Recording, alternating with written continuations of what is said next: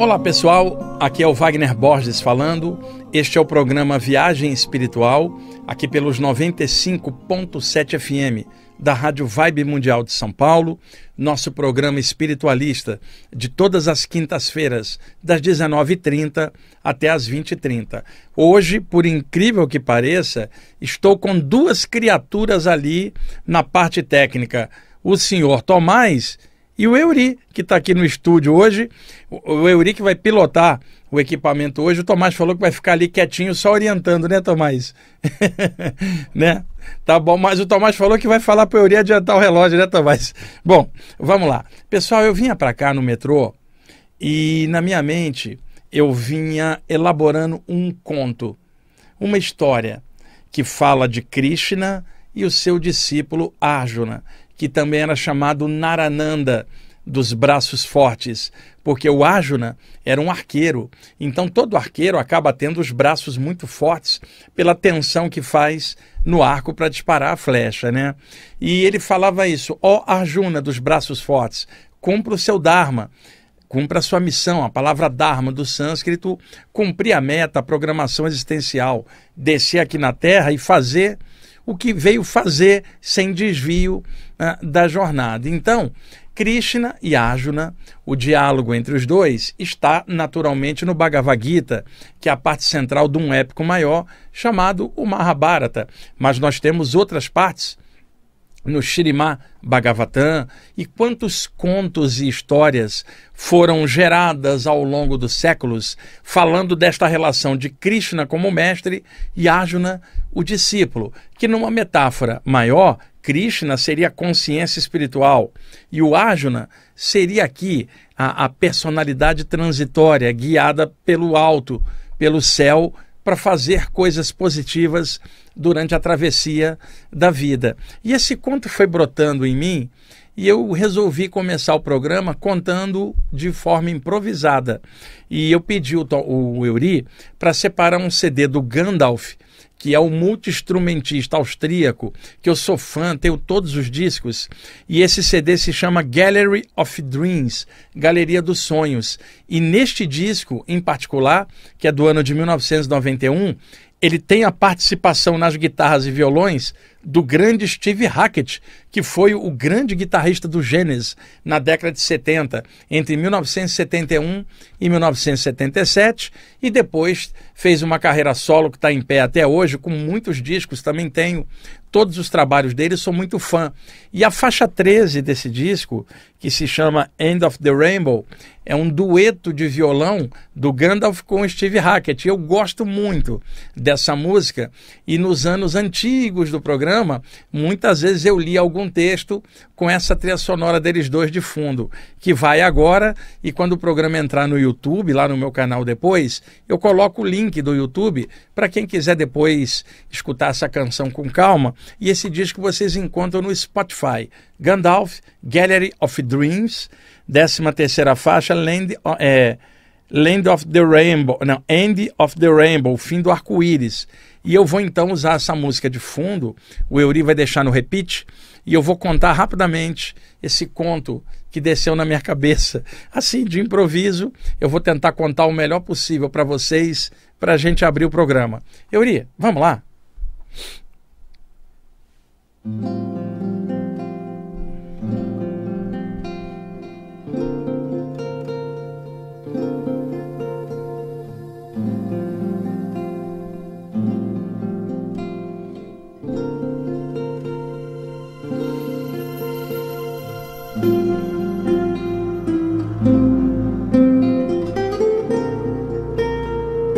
Certa vez, Arjuna saiu do seu corpo e foi até o Parque dos Devas.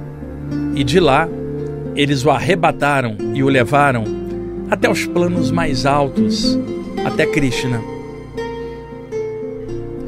Diante do Senhor de olhos de lótus, Arjuna se curvou e agradeceu a ele por tudo. E então Krishna lhe disse: Arjuna, eu trouxe você até aqui para lhe dizer que o Dharma que eu lhe confiei está sendo muito bem feito você está trabalhando corretamente. E lembre-se, eu sou o arco e você é a flecha. E eu o projetei na crosta do mundo, para que você leve conhecimento espiritual aos homens, esclarecendo-os na senda, na jornada da consciência.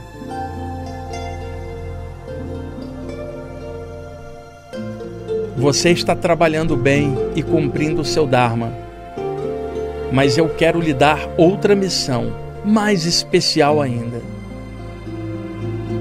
Às vezes, você fica triste diante do materialismo exacerbado dos homens, diante da ingratidão do mundo, ou da cegueira consciencial que leva os homens à violência, à mediocridade e a tantas coisas infelizes que somente acarretam karmas dolorosos que se seguirão em vidas futuras.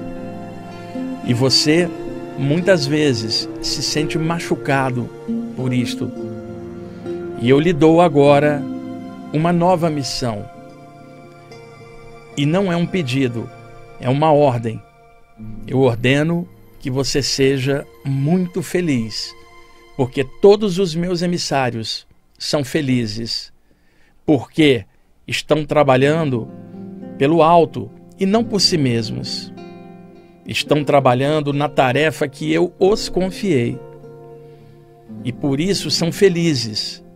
Então, diante da dor do mundo ou do ceticismo exagerado, simplesmente pense em mim e ganhe forças, novas alegrias dentro do seu coração, para você caminhar melhor na consecução do seu Dharma. A chave do seu tempo de vida está guardada no meu coração. E só eu sei qual é o seu tempo. E na hora certa, enviarei os meus devas, e eles o arrebatarão definitivamente para fora da matéria e o trarão de volta para casa, aqui, ao meu lado. Mas até lá, primeiro, o seu trabalho, o seu Dharma, sua missão, e que agora estou lhe acrescentando mais esta tarefa. Seja feliz ao fazer sua missão. Não é somente fazê-la, é se sentir muito alegre, completo por isto. Agora, retorne ao seu corpo e se lembre desta ordem. Seja muito feliz, Arjuna, dos braços fortes. E então, dizem os rishis da velha Índia que Arjuna, ao retornar ao seu corpo, sentou e meditou profundamente nas palavras do Senhor dos olhos de lótus. E no dia seguinte lá estava ele, esclarecendo, ajudando e cumprindo o Dharma que Krishna lhe confiou. E dizem os rishis que uma nova alegria permeava o seu semblante. Certamente a alegria de Krishna. E então ele foi fazendo o seu trabalho, até que um dia Krishna o levou de volta para casa. E este é o conto que eu tenho para vocês hoje. Desceu na minha mente dentro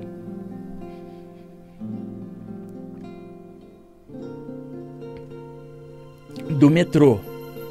E eu quis vir para cá e antes de iniciar o programa, contar para vocês essa história.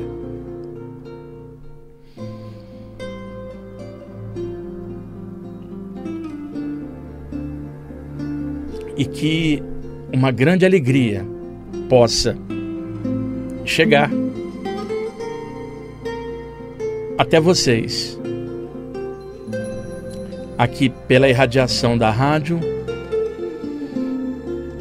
por um propósito maior, que só o alto conhece, e que alguma coisa boa possa ser ventilada nestas palavras e também na música de fundo, que você está escutando agora.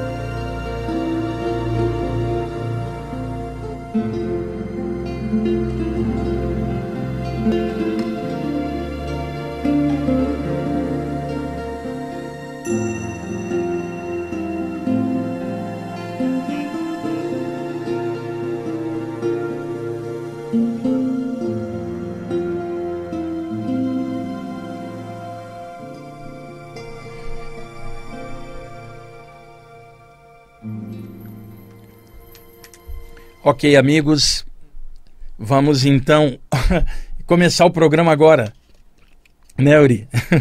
Espera só um instantinho, pessoal. Deixa eu me ajeitar aqui. O Tomás está dizendo ali que como ele está junto com o Uri hoje, aumentou a inspiração, né, do programa. Bom, gente, esse conto veio na minha mente, Uri, dentro do metrô, cara. E aí, em lugar de escrever, resolvi chegar aqui e falar. Depois eu quero ouvir a gravação. Acho que esses improvisos assim vêm com uma energia, uma coisa legal, né? E o mundo tá tão complicado, as pessoas tão zoadas. E aí você joga um conteúdo desse, você acaba ajudando de diversas maneiras tantas pessoas que estão ouvindo agora. Bom, vamos lá. Eu vou dar sequência. Euri, eu perdi a noção do tempo, cara. Quanto tempo a gente tem? Já tem 12.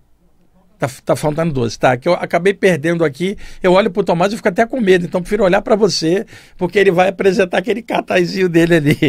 Bom, eu vou dar sequência aos últimos programas em que eu venho falando muito de experiências fora do corpo, fenômenos anímicos e mediúnicos, sensações bioenergéticas, chakras. Eu venho entremeando os temas e explicando didaticamente várias coisas que as pessoas sentem.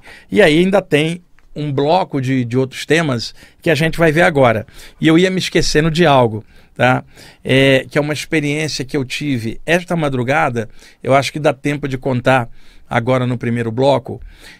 Ontem, por volta de 1h da manhã, eu fui me deitar excepcionalmente cedo, às 11h30 da noite, porque normalmente eu durmo às 3 da manhã, escrevo muito de madrugada, eu faço à noite o que eu faria de manhã. Como eu trabalho em casa no computador, né, eu posso fazer na hora que eu achar melhor, prefiro fazer de madrugada e dormir das 3 até as 10.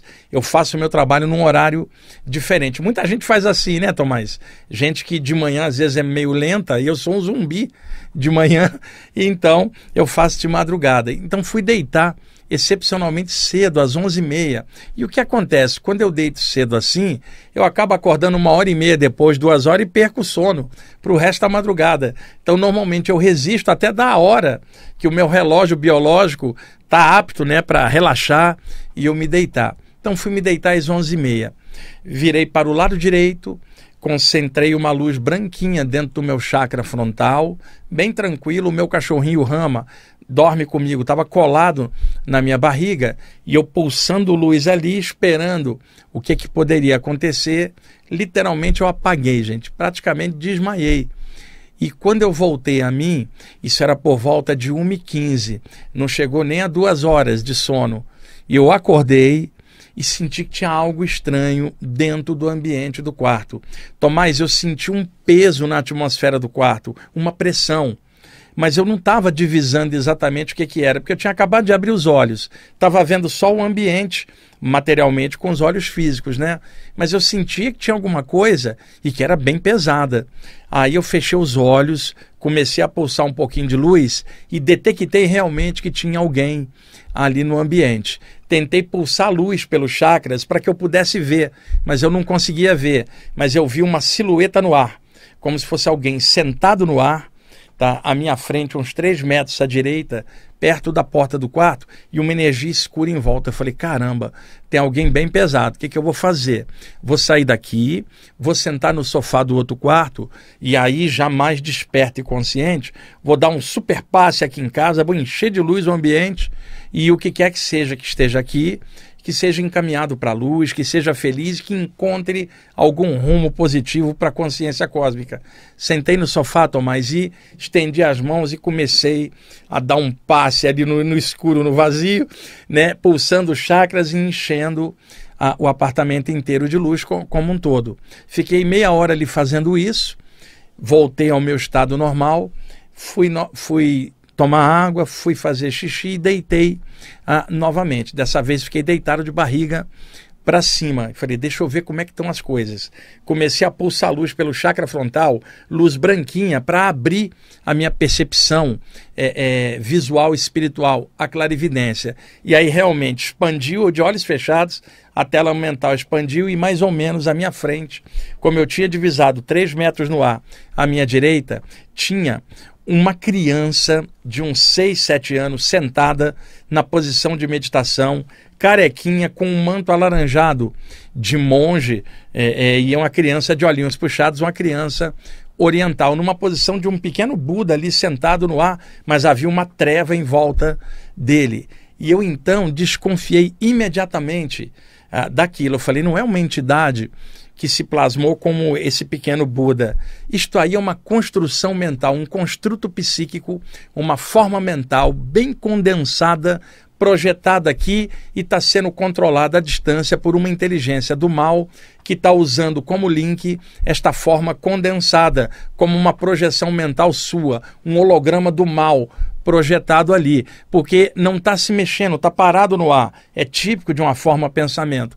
E nesse momento eu me lembrei de um conhecimento ancestral do Tibete que falava dos tulpas, o poder que os monges tinham de produzir uma forma mental e animá-la, injetando-a, levando-a para alguma finalidade, como se aquilo fosse uma extensão da mente deles, que seria uma forma mental altamente condensada, um elemental artificial, já que quando você fala elemental da natureza, é um espírito da natureza, mas a teosofia, desde o século XIX, falava do elemental artificial, quer dizer, um elemento elemental, um elemento produzido na mente de alguém e projetado como uma forma mental. E aí eu pensei, vou projetar bastante luz pela testa, porque vai diluir esse tulpa, essa forma mental condensada.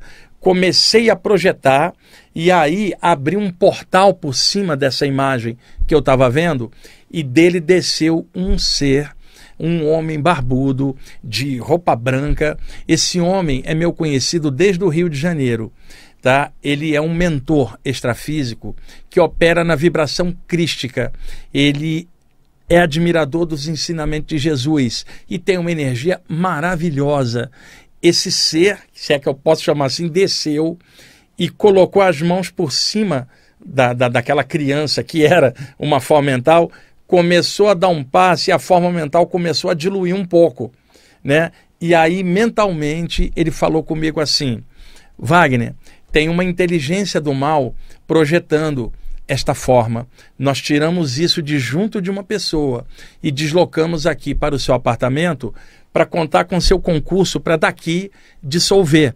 E aí eu falei assim, mas você vai dissolver essa forma e o cara que está lá no astral inferior em algum lugar controlando isso. E aí ele falou para mim, pois aí é que tá, você está servindo de isca espiritual. Ao puxar essa forma para cá, como a entidade está ligada a ela, eu vou passar essa forma para outro plano, eu não vou diluí-la inteira, eu só estou amortecendo energia, vou passá-la para outro plano, e como há filamentos energéticos ligando essa forma à entidade que está projetando-a, na hora que eu passar lá para outro plano, a entidade vai ser arrastada, porque está ligada também para outro plano, onde já há uma equipe esperando para um trabalho de desobsessão. E aí ele deu um sorriso, gente, puxou aquela forma mental para dentro daquele portal e falou uma última coisa mentalmente para mim. Wagner, não se esqueça, não é só energia projetada, é amor, é sentimento. E quanto mais pesado for a coisa, quanto mais trevosa, mais amor, mais luz, mais sentimento positivo, né? E fala assim, muito obrigado pela sua ajuda e agora nós vamos continuar o trabalho do lado de lá. E passou a forma da criança para o lado de lá, emergiu dentro daquela luz e sumiu. E eu sabia que à distância o criador daquela forma estava sendo arrastado para cima, para um outro plano também, porque ele não percebeu que ao criar a forma e ejetá-la, ele estava ligado a ela. Então é claro que ele podia estar ligado e afetar alguém, mas lá na outra ponta, se alguém soubesse, poderia afetá-lo também, que era isso que esse mentor ligado à vibração crística estava me mostrando. E aí, logo depois, eu fiquei tranquilo, né? Levantei novamente, sentei no sofá do quarto e fiz uma meditação. Agradeci ao alto pela oportunidade de ter tido essa experiência, mais uma, dentre tantas outras aí, em anos de desobsessão. E aí depois fui, deitei normalmente, e aí a minha noite foi normal. E eu então guardei esse relato na minha mente para poder contar aqui para vocês. Na verdade, eu começaria por esse relato, mas aí dentro do metrô desceu esse conto lindo do Krishna com Arjuna, e eu comecei pelo conto e agora o relato para vocês, que eu espero que esteja levando esclarecimento consciencial para vocês, que dê força aos estudos espirituais do jeito de vocês, da maneira que vocês quiserem avançar, né? Mas o conhecimento ajuda muito, e mais do que isso, sentimentos bons que são colocados em cima dessas coisas, nada de medo, de treva, e sim amor e luz que tem alto poder de transformação, semelhante atrai semelhante. Eu não sei aonde esta formação mental estava afetando alguém, porque desviaram para mim, não me mostraram isso, nem eu fiquei perguntando. Eu só fiquei contente de ter ajudado a liberar esse processo aí para outro plano. Ajudei alguém que eu não sei quem é, e esse alguém também não vai saber que foi ajudado por mim. E não importa, importa é que tudo melhorou no final. 2 minutos, Euri? Tá.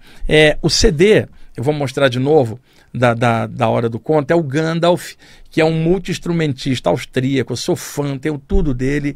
Procurem mais coisas do Gandalf, trabalhos instrumentais maravilhosos. Ele é um exímio guitarrista, é um tecladista também de mão cheia, e esse é um dos melhores CDs dele, Gallery of Dreams, Galeria dos Sonhos, e usamos a faixa End of the Rainbow, a 13ª faixa, que é esse dueto de violões do Gandalf com Steve Hackett, que foi o guitarrista do Gênesis. Bom, vamos lá. Aqui na sequência, eu tenho vários temas que eu anotei aqui. Inclusive, posso dar uma dica para vocês também. Quando vocês estiverem deitados e sentir uma coisa pesada no ambiente, eu não me lembro se eu falei isso no último programa. Se eu falei, vocês, por favor, me desculpem. Mas eu vou falar novamente, caso não tenha falado, melhor ainda. Se acordou e sente uma pressão no quarto ou que tem alguma coisa, não se mexe não. O que você faz? Enche suas mãos de luz. Luz rosa, que é sentimento legal. Principalmente vocês que já trabalham com as mãos, que são curadores de qualquer área. Enche as mãos de luz rosa, na posição que você estiver deitado. E a seguir, de forma concomitante, enche o rosto de luz, como se o seu rosto virasse um sol. Mãos cor-de-rosa e um rosto brilhante. Por uns 2 minutinhos, corta conexões negativas e te traz o equilíbrio de volta. Eu utilizo essa prática há muito tempo. E aí, ao longo dos anos do programa, eu nunca tinha falado isso aqui para vocês. Eu repito, se eu falei semana passada, desculpa estar repetindo, mas é que no contexto de hoje, dessa experiência, você poderia, em caso igual, também fazer a mesma coisa e daí se sentir mais seguro. Euri, estamos em cima? Daqui a pouquinho a gente volta, pessoal. Ok, amigos. Estamos voltando com a segunda parte do programa Viagem Espiritual, aqui pelos 95.7 FM da Rádio Vibe Mundial de São Paulo. Eu sou o Wagner Borges.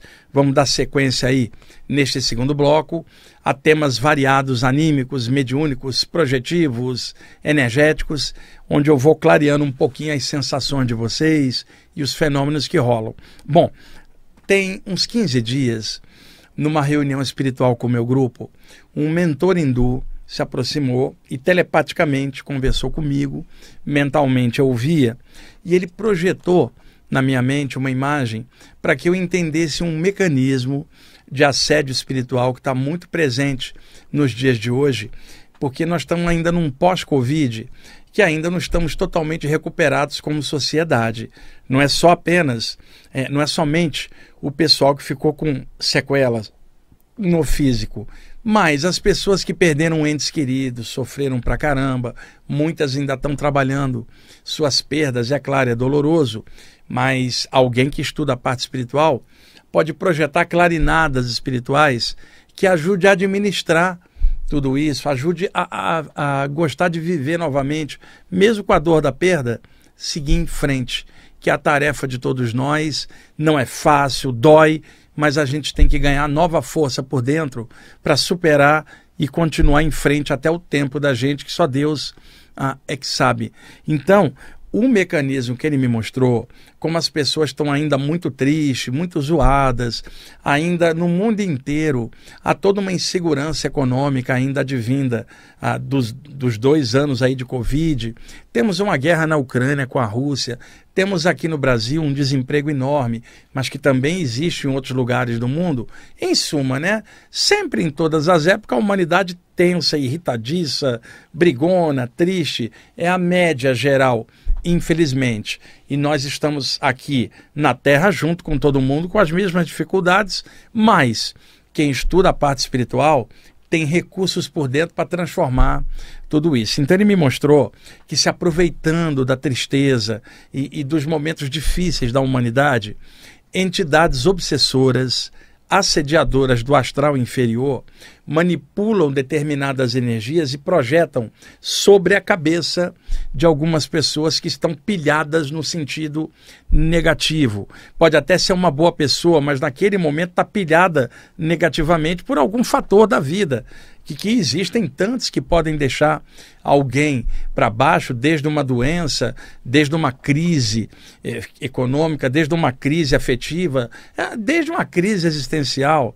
né? Então, às vezes, a pessoa está naquela fase acinzentada, não está conseguindo botar luz, colocar ali a mente dela para além e expandir, dissolver a crosta trevosa que ela mesma está acalentando. Então, vem espíritos de fora e agregam energias escuras já na escuridão da pessoa. Por quê?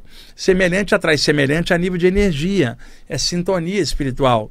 Então esse mentor me mostrou que eles moldam uma massa de energia e colocam interpenetrada no chakra coronário, mas não no sentido de entrar no chakra, sim de se espalhar pelo couro cabeludo, que também tem um duplo na aura.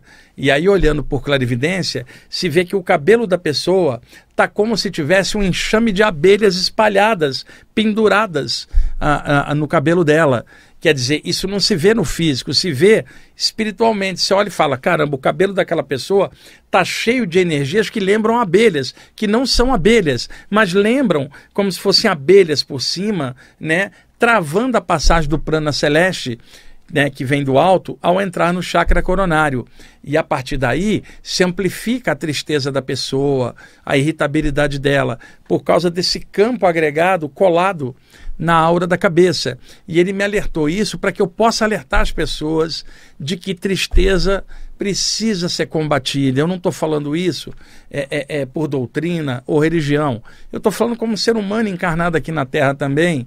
A tristeza, pelo motivo que for, ela não pode continuar, porque senão a consequência dela é um rebaixamento do campo energético. A energia da aura fica opaca, obscurecida, e isso permite a entrada de energias pesadas por parte de entidades que patrocinam as obsessões coletivas. E um desses mecanismos é colocar como se fosse uma peruca energética na pessoa, como se fosse uma peruca de abelhas, né, ali, para travar a pessoa. E esse mentor me mostrou um monte de gente que estava assim, e que dá muito trabalho para os mentores exonerarem, dissolverem essas carapaças energéticas no couro cabeludo, pesadas, porque essas carapaças são atraídas pelo que a pessoa já tem dentro. E o mentor não tem o poder de mudar a consciência de ninguém. Ele pode dar um apoio, uma força, mas depende da pessoa também levantar o clima, né? Erguer a consciência a um poder maior para gerar uma sintonia melhor,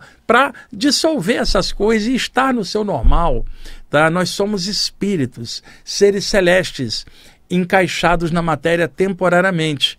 Então, nós temos um potencial espiritual enorme dentro, mas muitas vezes nos deixamos levar pela inércia, pela tristeza, por tantas coisas, pela ingratidão das pessoas. Igual o Arjuna lá no conto com o Krishna, triste com as pessoas, e o Krishna falou, olha, concentra no objetivo celeste, o que você desceu para fazer? Fica alegre, cara.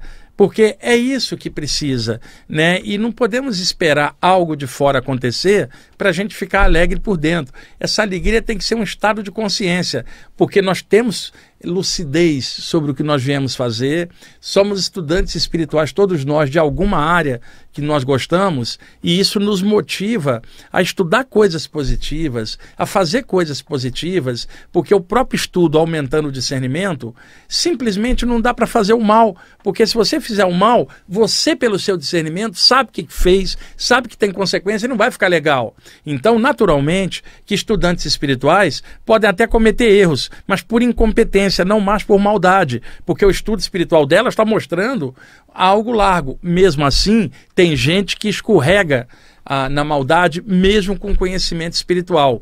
E a história está repleta de pessoas que estavam dentro de templos de luz e que se corromperam e se voltaram contra a luz e se desviaram para o lado ruim da força.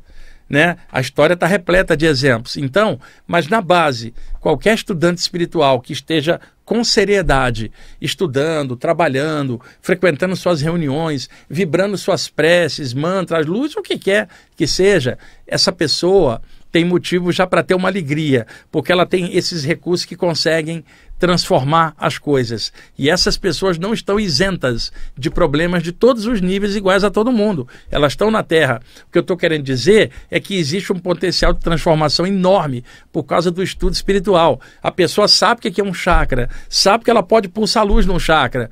Tá? Ela conhece o tema, fala, tá meio estranho, deixa eu pulsar a luz. Ah, meu ambiente está escuro, deixa eu irradiar a luz com as mãos. Ela tem esse recurso, que a maioria das pessoas, por não estar estudando isso, não consegue. Então, por que ela está apagada se ela tem esse poder da luz? Nas mãos, nos chakras. Por que ela se deixa submeter a climas ruins? Por que ela acalenta negatividade ou autossabotagem interna de alguma coisa da própria vida?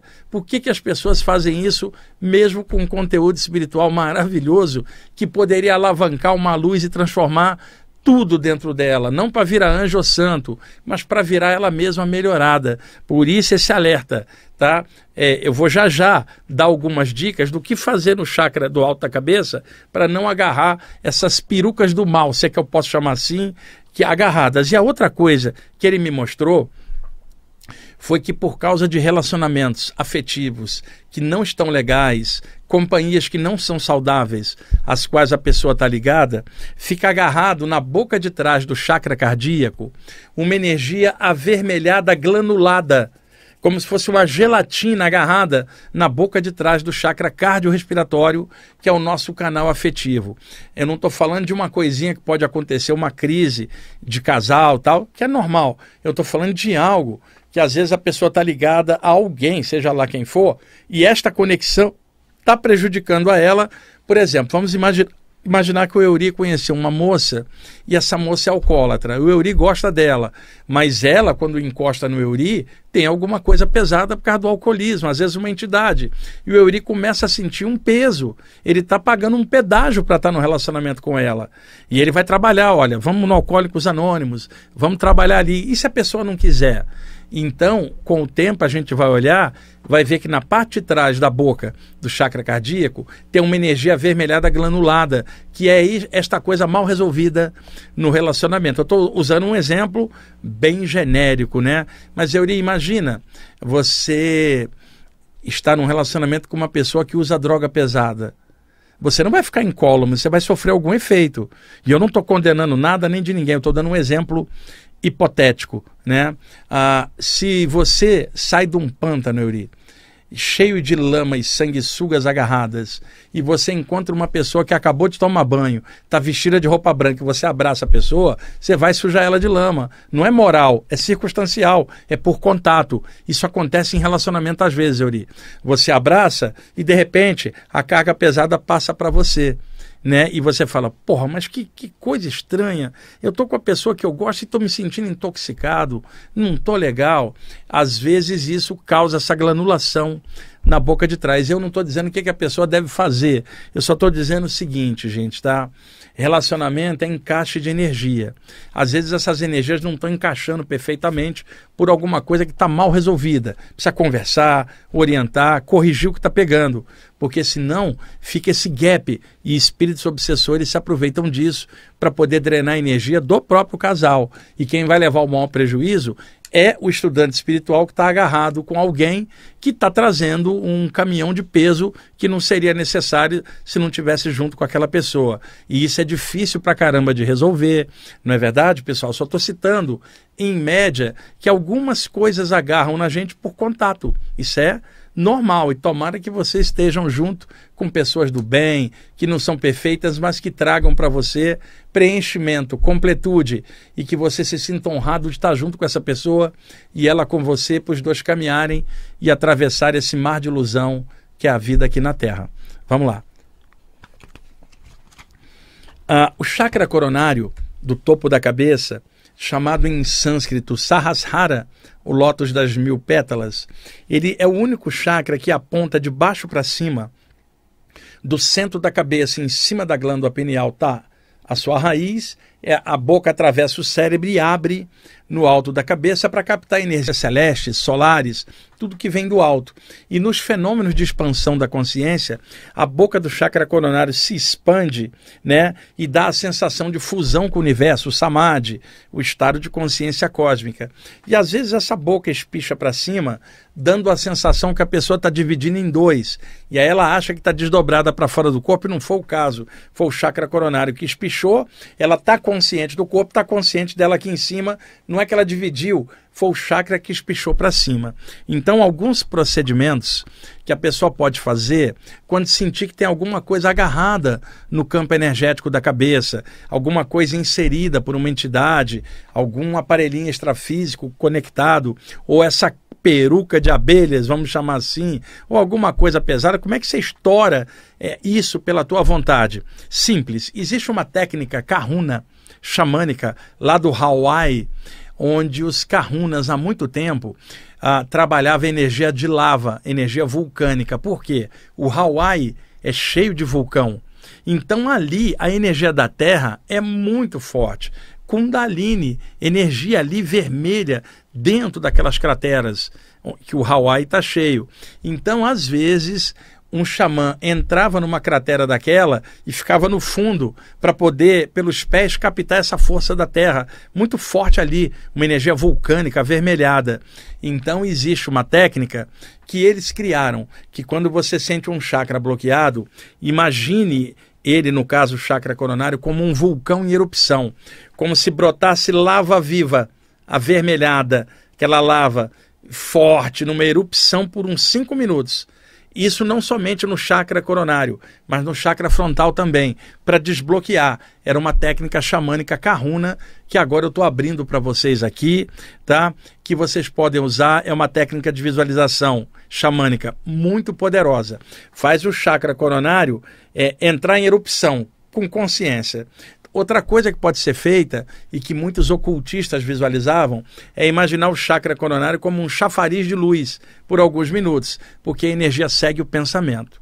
A outra coisa que pode ser feita, o couro cabeludo da gente, muitas vezes fica eletrificado, energizado. Sabe, Euri? O Euri vai ser difícil esse exemplo, porque o Euri é careca, gente. Porque, por exemplo, Euri, sabe quando alguém passa a mão aqui por cima e você fala, tá dando um arrepio, parecendo que alguém está passando a mão?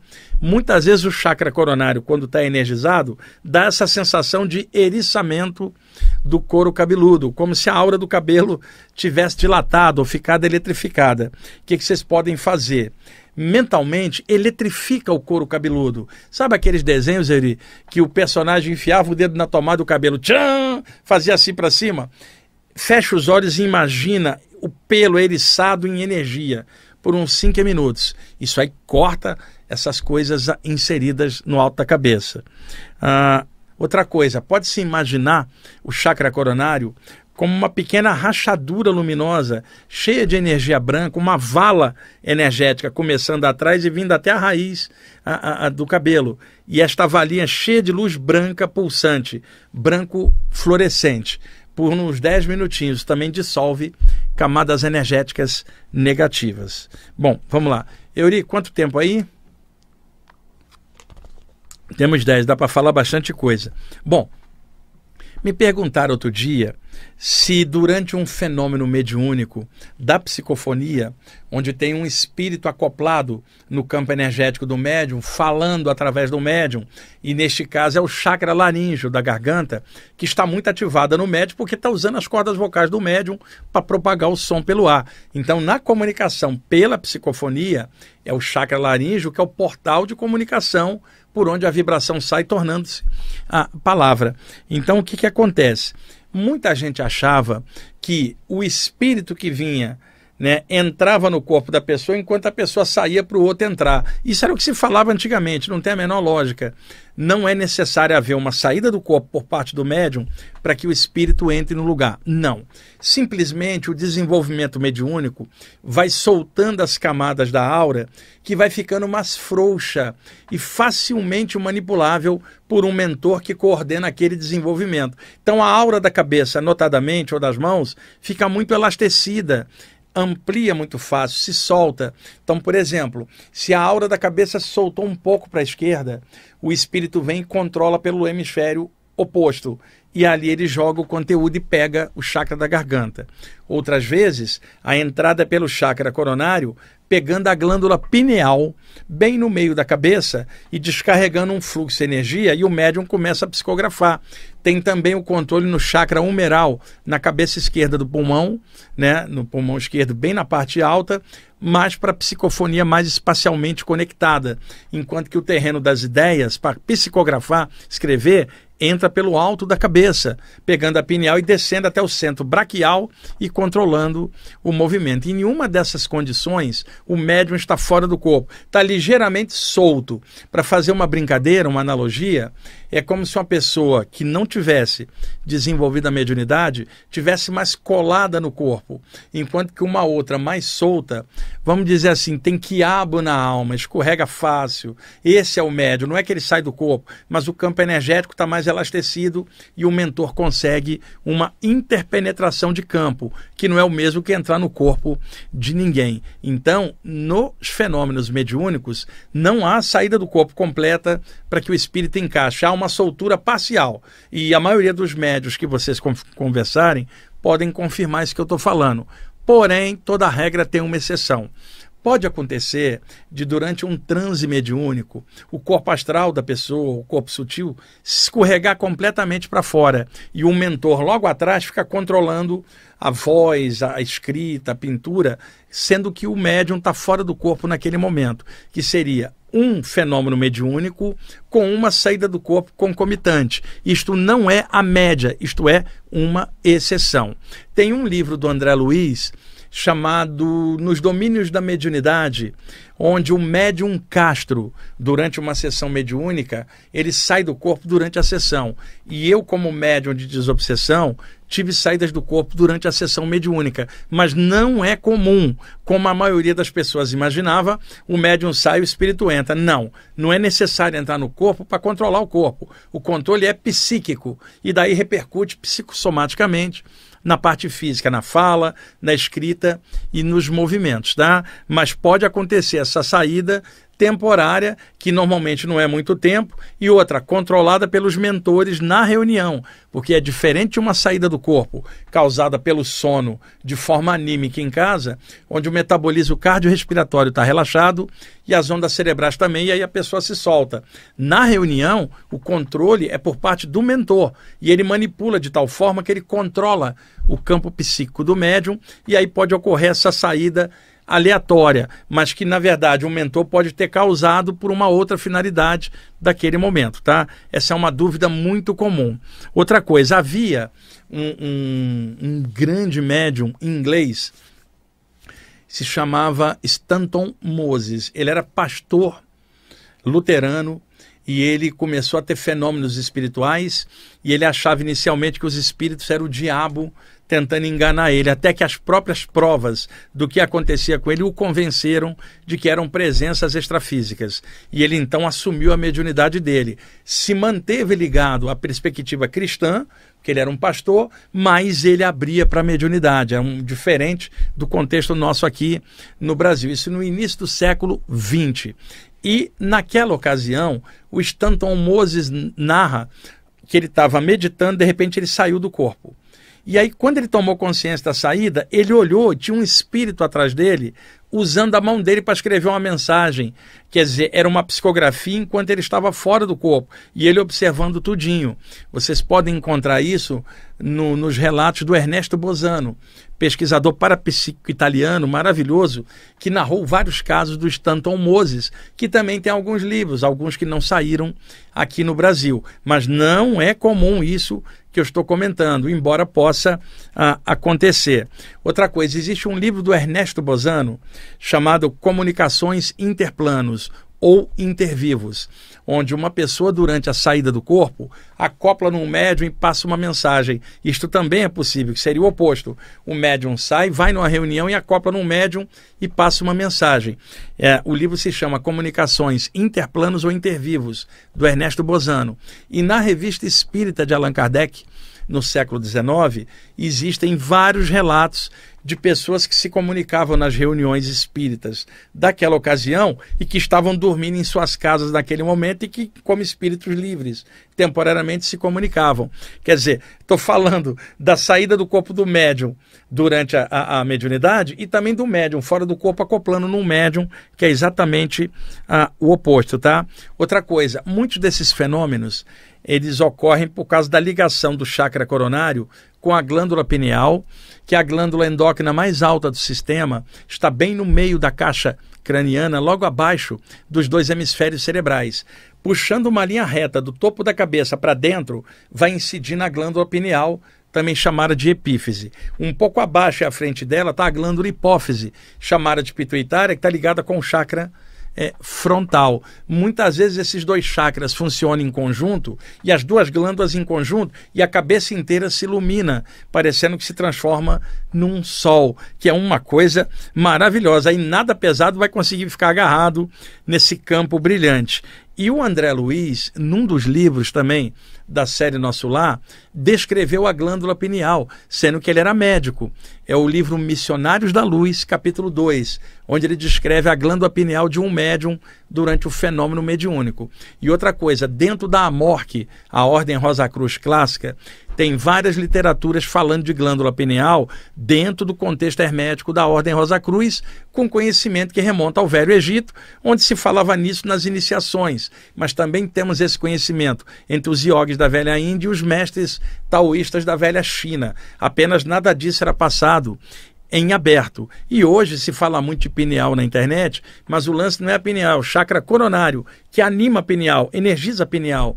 E quando alguém desencarnar, a glândula pineal vai virar pó no cadáver. O que vai sobrar com você lá fora? O chakra coronário, que é a parte energética, a parte real, que anima, por consequência, a glândula pineal. Tenho visto muita gente falar de trabalhar a glândula e não sabe o que é um chakra. Não é isso. Trabalha o chakra para energizar a glândula. Vai pela energia, porque é ela que vai ir com você para o lado de lá quando você não tiver mais corpo. E a glândula pineal estiver enterrada num cemitério, você vai estar vivo do lado de lá com o chakra coronário expandido que você trabalhou durante a vida. Então é bom fazer esse aporte. O importante não é a glândula, é o chakra estimulando a glândula e dando um processo em conjunto, tá?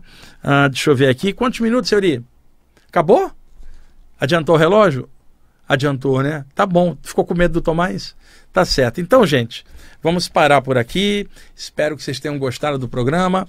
No próximo ainda vou falar um pouquinho desses temas aí bem variados que eu sei que ajuda vocês a compreenderem os sintomas bioenergéticos que vocês sentem e é uma contribuição de esclarecimento espiritual aqui, tá bom? Um abraço aí, muito obrigado por vocês estarem ouvindo e assistindo o programa.